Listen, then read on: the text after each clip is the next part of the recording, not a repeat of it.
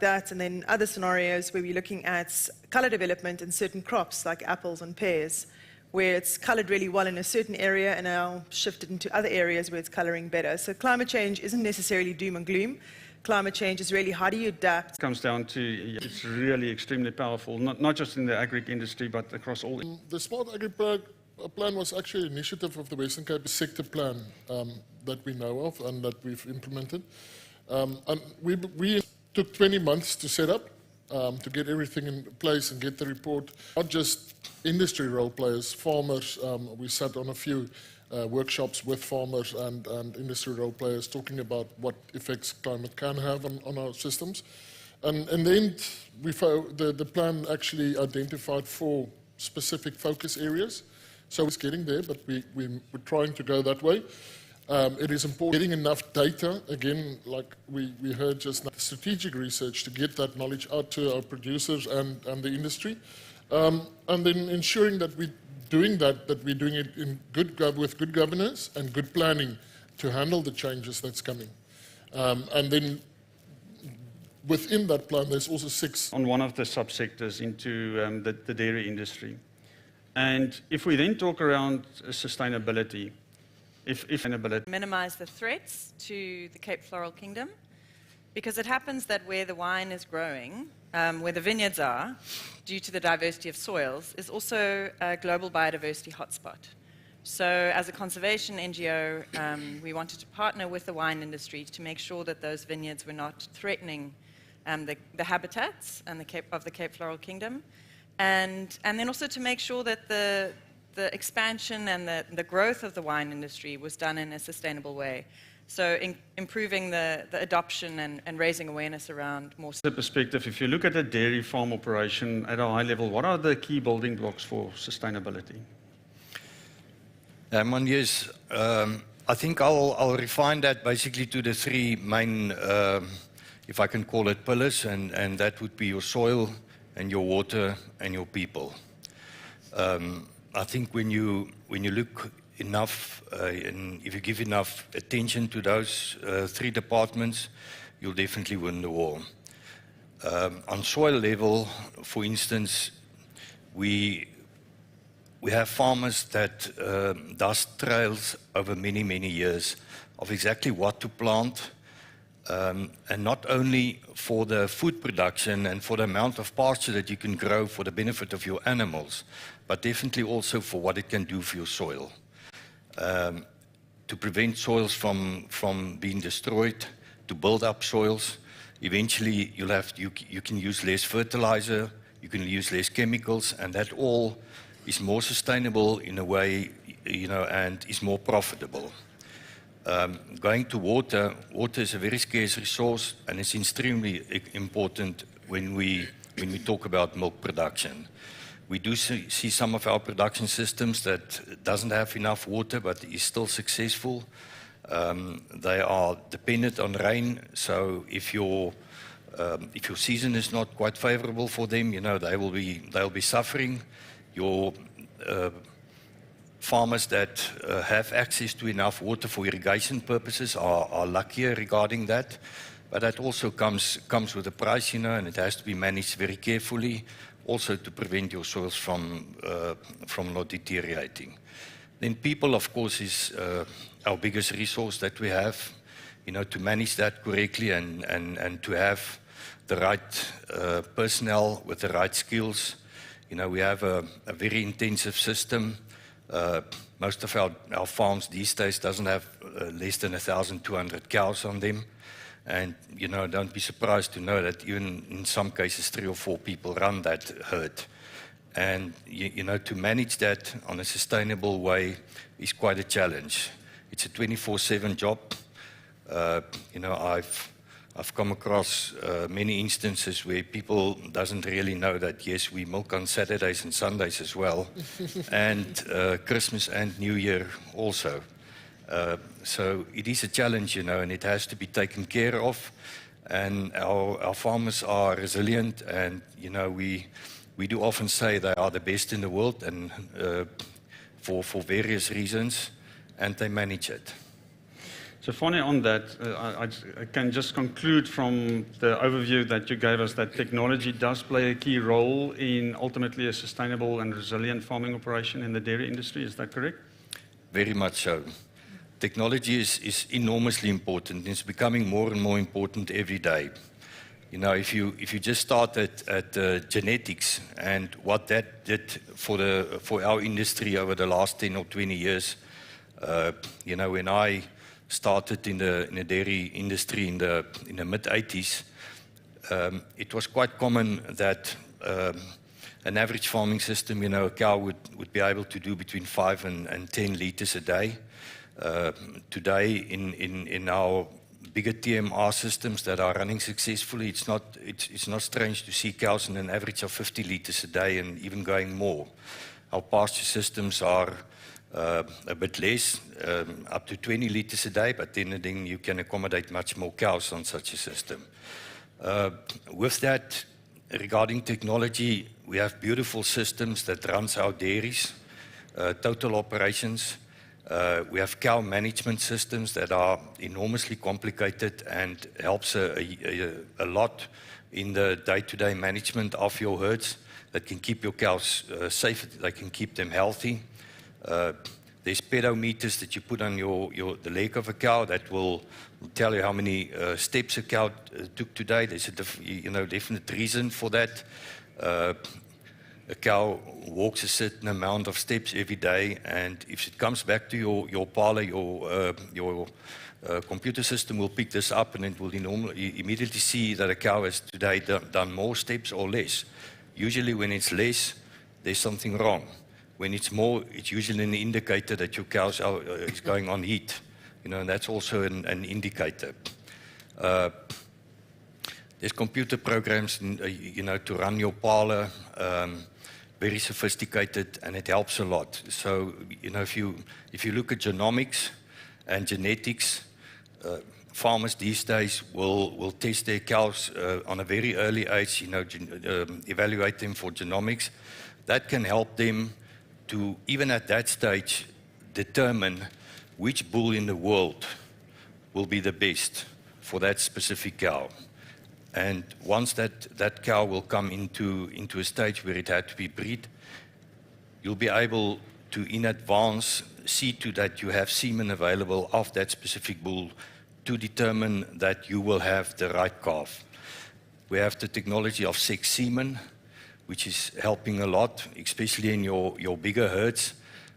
You know, your pasture systems where you could run 1,500 cows. And for replacement of that cows, you would only need about 20% heifers each year. So your best part of your herd can be bred with sex semen, and the rest can be bred with just normal beef semen. And those animals can then go into a different system and end up in the red meat industry, which is also, of course, big partners of us, because all of our animals eventually land up in that area. So yeah, technology is extremely important. It's becoming more and more important, and we really embrace it. Thanks, Fani. Sherry, just reflecting on this conversation and everything that's set up to now, why do you think the agri sector has a key role to play in mitigating climate change, and does it have the ability? Yeah, absolutely. I mean, we're hearing already examples. I think more and more it's about becoming more efficient. Obviously, you know, the reality is the way we produce and consume food is one of the biggest threats to the planet. But there are shining examples of how technology is improving efficiencies.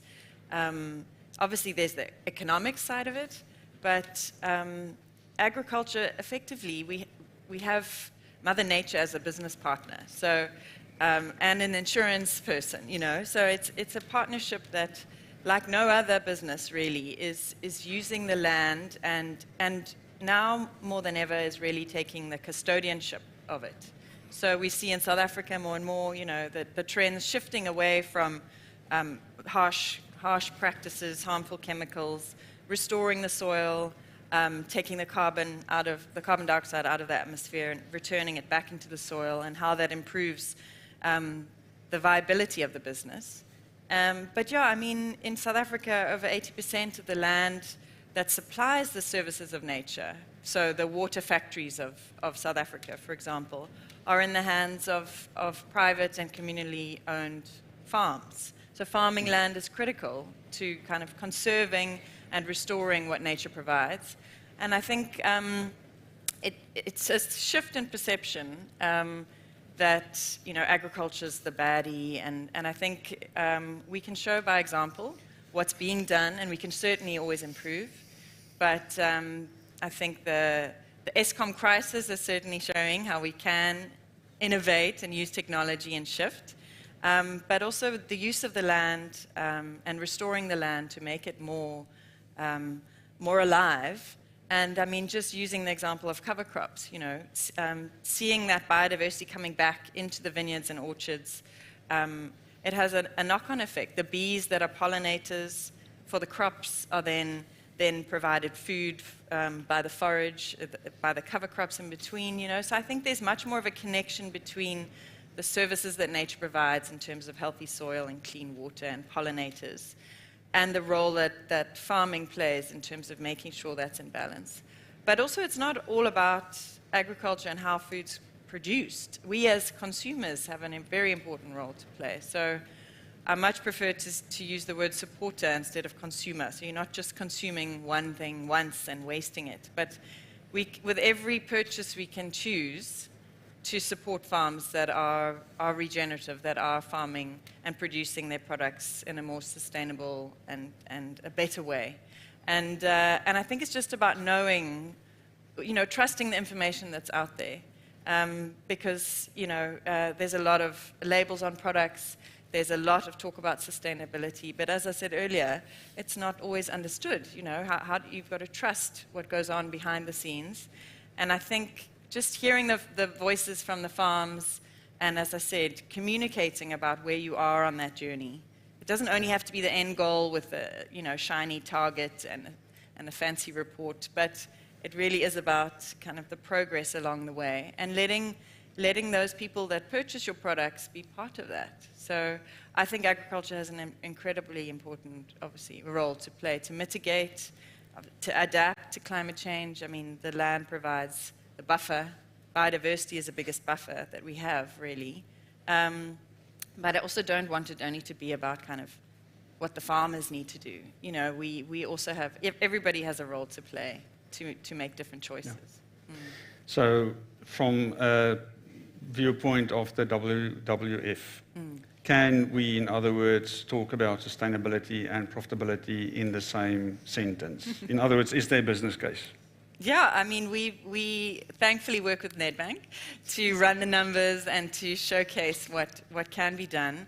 And I mean, the reality is farms and businesses, agri-businesses that are not accounting, not measuring and monitoring and improving, and not inviting nature into the boardroom, you know, in terms of their decision making, that are not using their resources like water and energy and soil more efficiently, they will not be around in the future. I mean, these resources are not infinite, so they're running out and they're becoming more expensive. So we obviously have seen with the increase in energy that it hits the bottom line and it becomes an easier decision to make.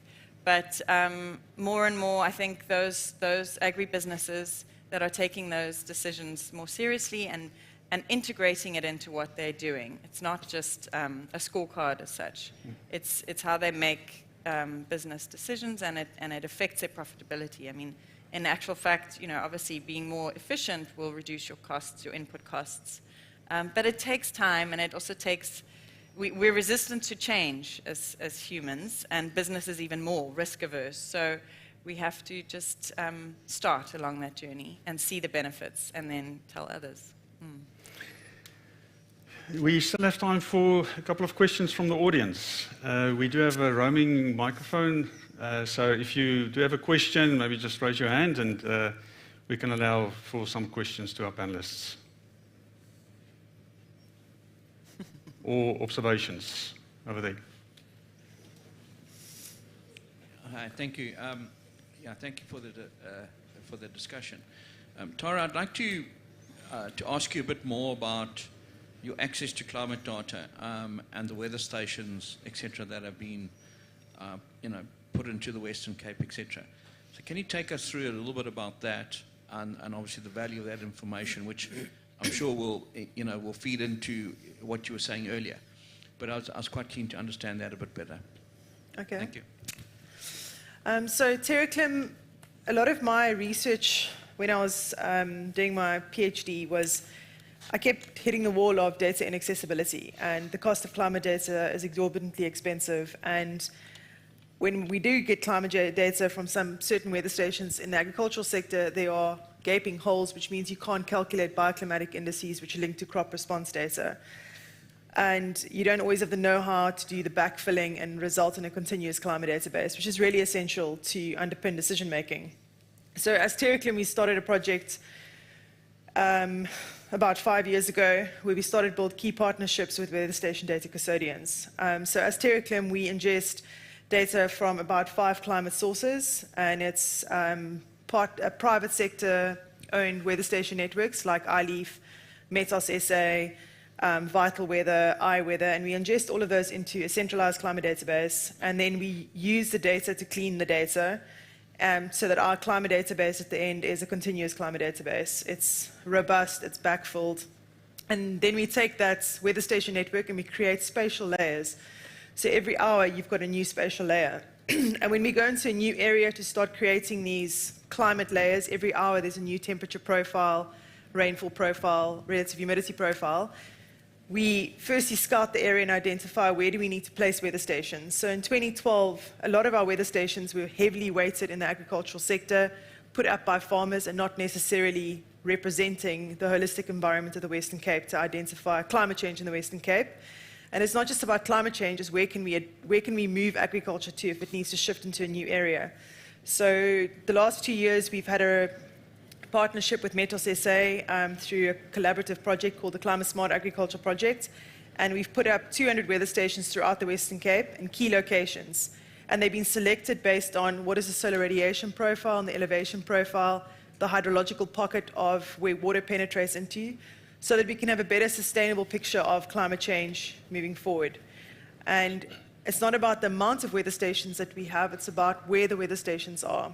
So TerraClim's also opened up a new platform for discussion with farmers, that farmers are now more willing to put up weather stations and monitor their environmental parameters if they know that they've put it in the right place that can possibly service 3 farmers in the area.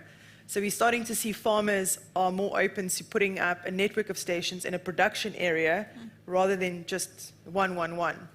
So and they get the additional insights from having a network of stations in an environmental production zone.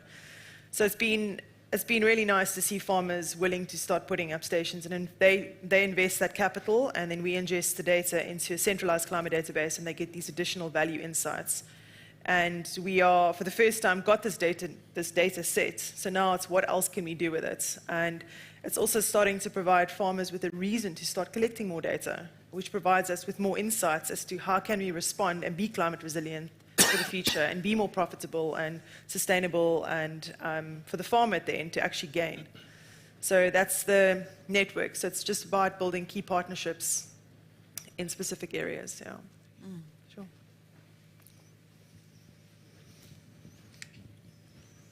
My name is Ivan Meyer, Western Cape Minister of Agriculture. I'm deeply thankful for this discussion, because what I've heard here is there are leaders in the environment. I hear the story about the importance of metadata, MPO. I hear the story of the importance of technology in the industry, and from my own department, the whole issue of conservation agriculture. So I'm really deeply impressed by this conversation and obviously learned quite a lot. I've also looked at the World Economic Forum, the top 10 global risks that they annually published. 7 of those top 10 risks are related to climate change. But when I looked at the Western Cape Cabinet agenda, I was trying to find out how serious do we take this at the political level, the issue of climate change. And I saw there was no item that speaks to climate change. And I approached the Premier of the Western Cape and said, this is something we have to correct. And he immediately agreed, and now we have a permanent item on the agenda of the Western Cape, because we need political leadership in the area of climate change. When I listen to you, I see the severity of the problem. I'm very excited that I hear there is an hourly analysis of the change of weather patterns in different crops and how that data and the metadata must influence agricultural decisions in terms of production. So I'm very excited about that. But I went a step further. I said, we cannot just have a topic, climate change. I want a climate change governance structure. So we've implemented now an interministerial committee on climate change. We must take ownership of this particular matter because the researchers, the NPOs, I deeply appreciate the work that they do. But we have to take more drastic leadership in government. And so next year, I have now called for a Western Cape Climate Change Summit. Out of the summit will come new action plans that I'm going to take to the government. This is serious stuff. We have seen 60 degrees Celsius in Spain last month. Then last week or so, floods. We see what happened in Libya now. We see what is happening in Morocco. We saw floods in India. We saw massive floods in China. These are dramatic climatic weather changes. But I like the point that has been made. It is the hourly analysis of what happens and how it impacts on agriculture. It's not what happened in last year. It's what's happening in real time in the hourly. So I want to thank the panel members. I deeply feel enthused. But what I've heard here, and my own staff member, the whole work that he is doing in terms of conservation agriculture, outstanding work, but also working very closely with the agricultural sector, the farmers. We recently had a climate dialogue in Vredendal. I don't want to be known as the minister that comes after a drought and give drought relief. That's after the fact. I want to be known that there's a champion driving climate change and we're preventing some stuff. We've heard here 410 million rand was saved as a result of proactive strategic thinking in this space. So to the panel, deep thanks and appreciation on behalf of the Western Cape government. Thank you very much for that feedback, Minister. And once again, I've mentioned it in the discussion. Really great to see Western Cape government, and in particular the Department of Agriculture's involvement here at Nampo Cape and overall in the agri industry. One more question there. Quick question. I teach environmental resource economics at post and pre-graduate level at Stellenbosch University, and the students always ask me this question. There's a relentless drive to increase efficiency in all our agricultural production systems because food security is the ghost in the closet. Is it possible, we are clever human beings, but is it possible not to compromise our system resilience by that relentless drive towards efficiency? And there's no right and wrong answer here. I just want you guys to reflect and maybe talk about that point. Does a relentless drive towards increasing your food, your system efficiency, can it compromise system resilience? I think a very important question. Can I open up to the panel? Any reflections? Someone's got to start. Hey. I think just personally, I don't think that the one plays off the other. I think that there's a role for efficiency, using less land, using less inputs, producing as much in a much more efficient way. The resilience comes in terms of bringing in the diversity and bringing in the buffers and using the information and the data and the knowledge to make the right decisions and making sure what we're doing is suitable for where it's been grown. So I personally don't think that the one plays off the other. Both are needed, but I encourage further debate over to the rest. I agree. There's a saying that you can save yourself bankrupt, and it's going to be the same with you can bring up the efficiency up to a point in terms of what you do, but then in agriculture something like genetics will start playing a role. I know there's a lot of push against GMOs, and I don't like them myself too much, but there are new technologies that's developing that will enable us to edit a genome and switch on certain genes that is already there, but like a wheat plant's not using, that will bring us more profit in terms of the yields that we're getting, so more food, but that is the future. And luckily that is starting to happen, but we will need to unlock all of these things. Otherwise, we can sort of collapse the whole system by doing or trying to be too efficient. No, I think it comes down to, finally, just before I pull you in, a balance. Again, that's really important. And, you know, just coming back to earlier, how we look at it from a banking point of view, again, it's not to hone in on one item as the silver bullet. It is the sophistication that goes with this, understanding that important balance, and then the collaboration that goes with us, from the banking industry into partnerships, into, in this case, the agri industry, to ultimately come up with the right solution. Fani. Herman, I think in the dairy industry, it's quite interesting. When I started in this industry in the mid-80s, I think we were 28,000 dairy farmers.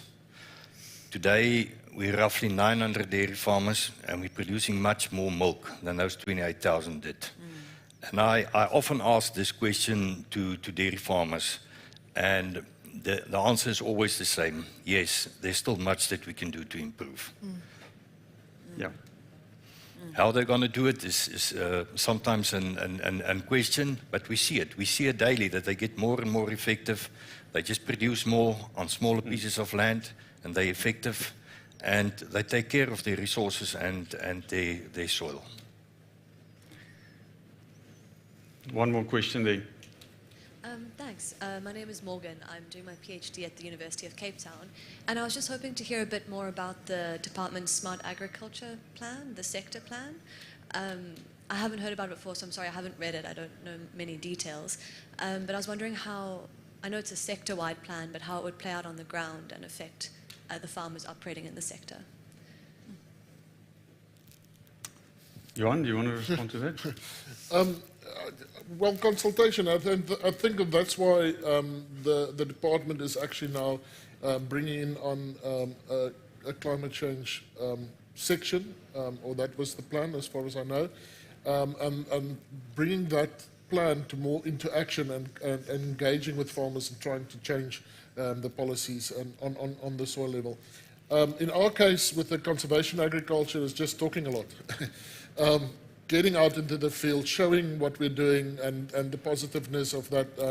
And with that, I might just drop it here that next year is the 9th World Congress on Conservation Agriculture, and it will be held in South Africa. The Western Cape has won the bid. So it will be in Cape Town and feature within our systems. But yeah, it's going to take feet on the ground from now on and engaging farmers and industry to improve what we do. And the last question over there. Thank you. Maybe a bit of a controversial one, but I noticed that Bayer was one of the sponsors here. There's a fair amount of contention around glyphosate. Many countries in the world do not allow glyphosate into the country. We're obviously talking about conservation agriculture. And I was just interested to understand that, like, at your level, is there leadership that's analyzing this, understanding it, and even from a Nedbank perspective, if you look at the advertising industry, there is a whole move globally around clean creatives. In other words, we're not going to support the advertising industry that supports petrochemicals. And what's Nedbank's position in terms of potentially controversial petrochemical-based insecticides, pesticides, that kind of thing, where there are bioindicators that say it's causing cancer, where it is filtering into rivers, etc. I haven't seen any big moves from a South African perspective. There's obviously a lot of NGOs that are shouting about it, but in other countries, I know Mexico, Vietnam, there's many countries in the world that has essentially closed their door to glyphosate. But it's not part of this conversation. I'm just interested to hear Nedbank's take on it, and then also from a conservation agriculture perspective, what's the take on it from that point?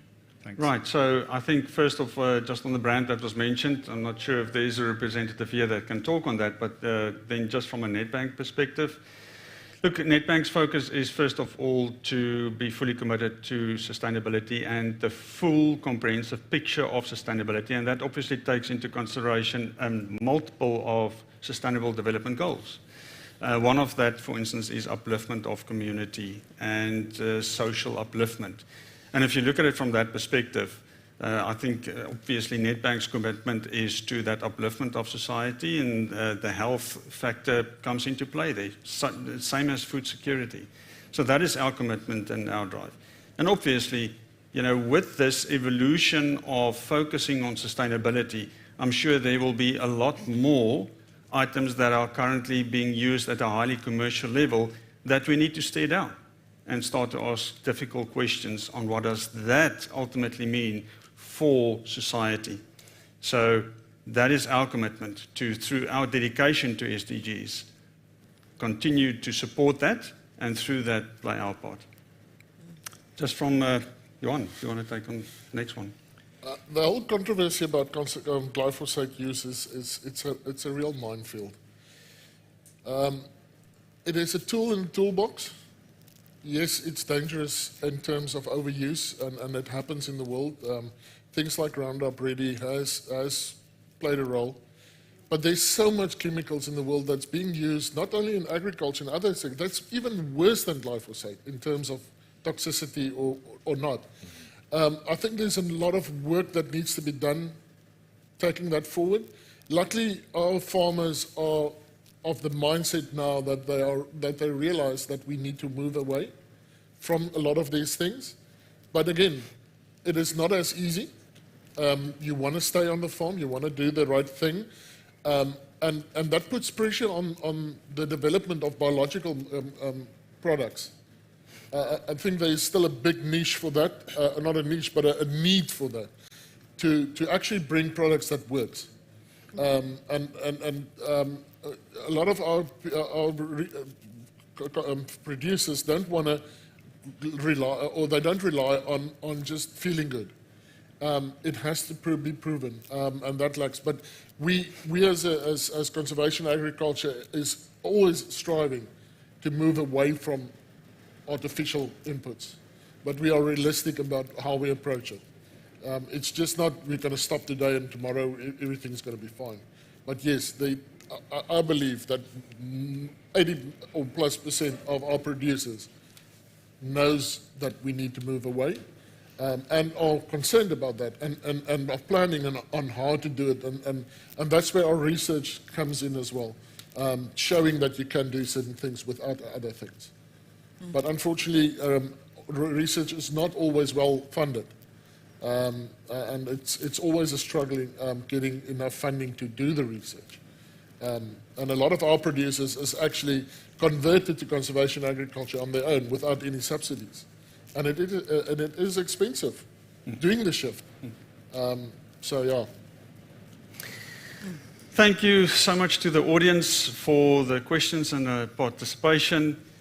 For our distinguished panel members, thank you very much for the conversation. Thoroughly enjoyed this conversation. And just within this time that we were allowed, I'm sure we could have had a much longer discussion on sustainability. It just proves again that although sustainability feels like it's been discussed a lot, there's still a lot more to discuss and to discover.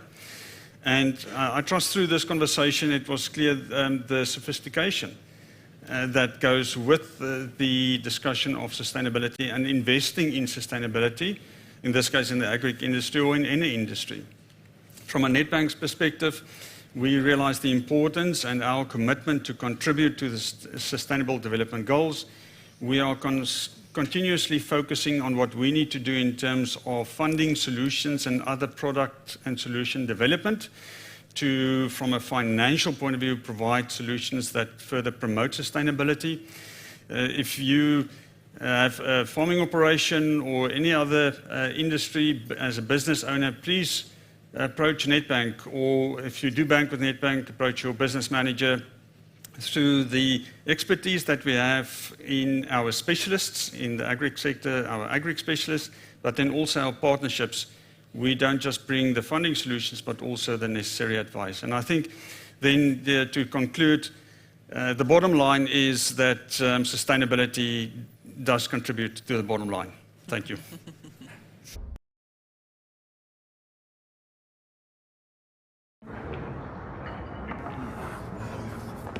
Hi. May I join? Yes, of course.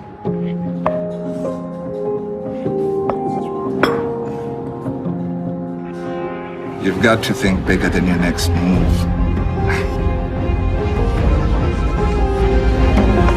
Rematch. When things don't go as planned, change tactics. Every piece is as valuable when they work together. Be patient, but move quickly when the time is right.